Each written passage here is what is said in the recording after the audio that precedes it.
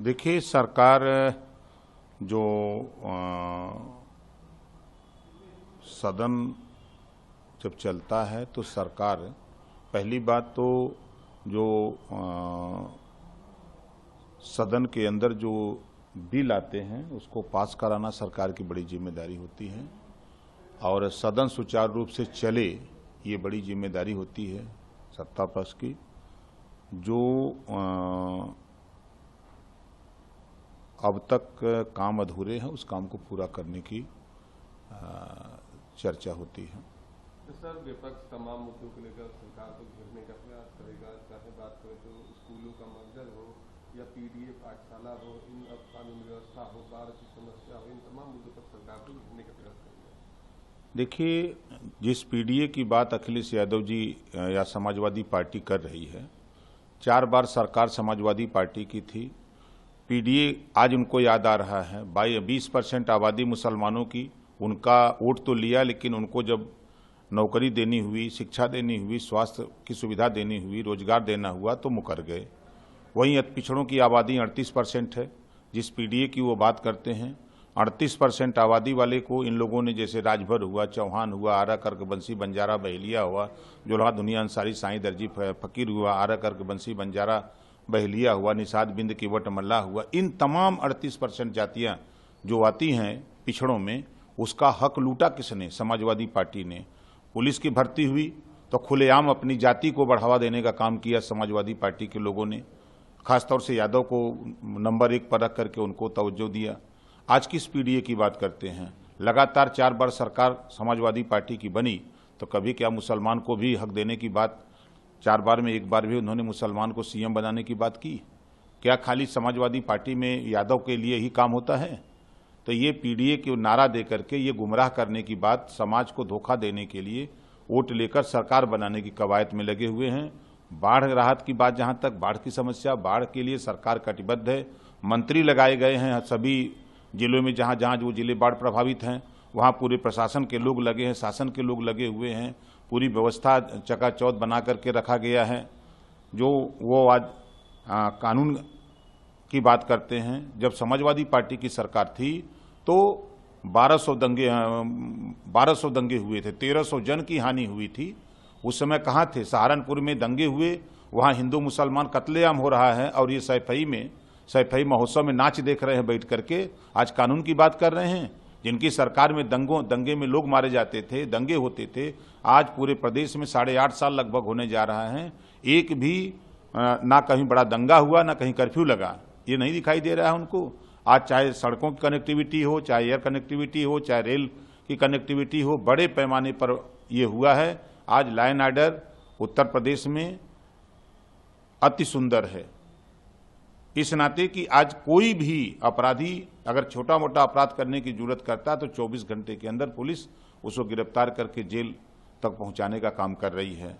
और ये सिर्फ सत्ता से बाहर होने की वजह से आज ये जो पढ़ाई पीडीए पाठशाला चला रहे हैं, उस पीडीए पाठशाला में अ से अखिलेश, डी से डिम्पल, प से परिवार, यही पढ़ाई होगी अब देश में। बाबा साहब डॉक्टर अम्बेडकर जी ने संविधान में यही लिखा है। जब इनको मौका मिला तो दलितों के साथ इन्होंने धोखा किया, पिछड़ों के साथ धोखा किया, मुसलमानों के साथ धोखा किया।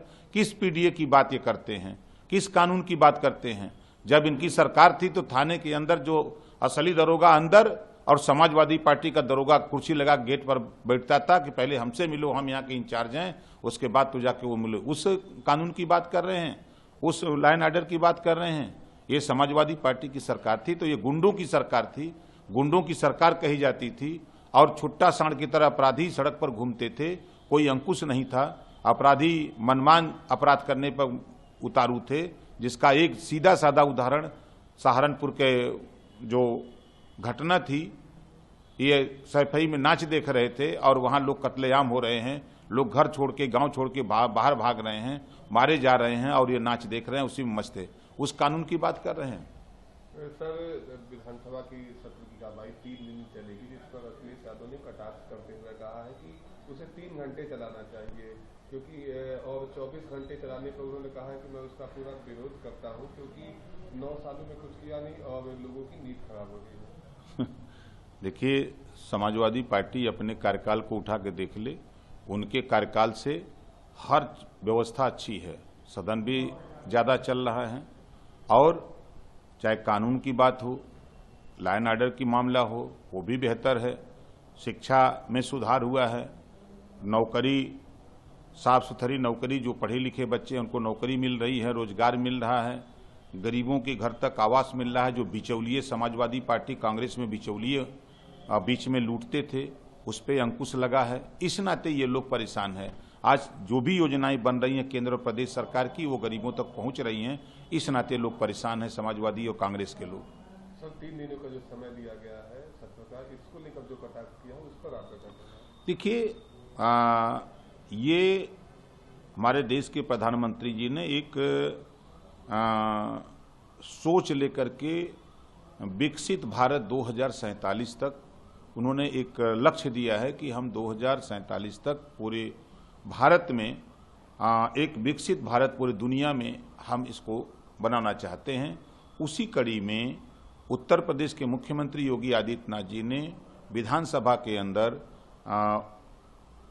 विजन डॉक्यूमेंट्स 2047 यूपी कि हम भी उस प्रधानमंत्री जी के विजन में हम उत्तर प्रदेश को भी हम 2047 तक विकसित उत्तर प्रदेश बनाने के लिए उस पे लोगों से सुझाव, पहले सदन में लोगों से सुझाव मांगे जाएंगे, जो हमारे विधायक चुन के आए हुए हैं वो सभी लोग अपना अपना सुझाव दें, मंत्री सुझाव देंगे। उसके बाद ये जनता के बीच में बात जाएगी, जनता से भी सुझाव मांगा जाएगा कि क्या बेहतर किया जाए। उसके बाद फिर दोबारा फिर सदन चलेगा और सदन में फिर इस पे चर्चा होगी कि ये सुझाव लोगों के आए हैं, इस पे अब सभी लोग अपनी अपनी राय दें और चर्चा करके उस काम को हम लोग आगे धरातल पर उतारने का प्रयास करें।